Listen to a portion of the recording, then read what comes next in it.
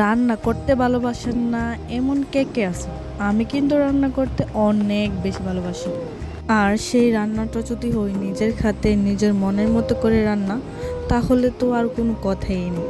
তো আজকে আমি রান্না করব আলু আর মুরগি দিয়ে মুরগি আলুর ঝোল রান্না।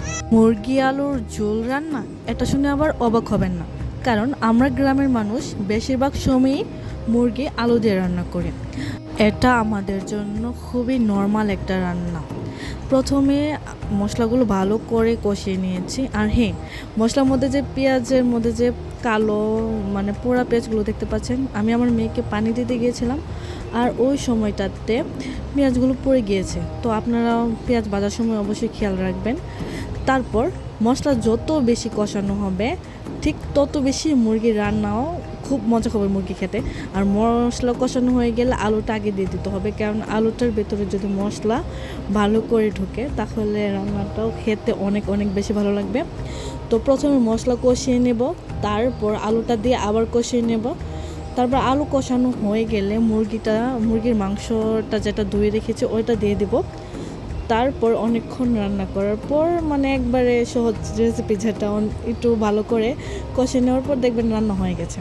তো এটা একদম নর্মাল একটা রান্না। আর যারা একদমই রান্না করতে পারেন না তারাও এই সহজ রেসিপিটা রান্না করতে পারবে। মুরগির মাংসের মধ্যে এই নরম লাল লাল আলুর টুকরোগুলো কার কার পছন্দের বলুন তো? ভালো করে মশলা কষিয়ে নিলে কিন্তু মাংসের পাশাপাশি আলুটার ভিতরেও সব স্বাদ ঢুকে। ওগুলো সেদ্ধ হয়ে এলে আর ঝোলটা একটু মাখো মাখো হলে বুঝবেন রান্না একদম তৈরি। দেখতেই পাচ্ছেন কতটা লোভনীয় হয়েছে আজকের এই আলু দিয়ে মুরগি মাংস রান্না।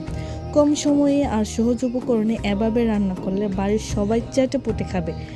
আর অবশ্যই ভিডিওটি কেমন লাগলো কমেন্ট করে জানাতে ভুলবেন না। আর ভালো লাগলে অবশ্যই শেয়ার করবেন। দেখা হবে পরের ভিডিওতে। এই পর্যন্ত সবাই ভালো থাকবেন।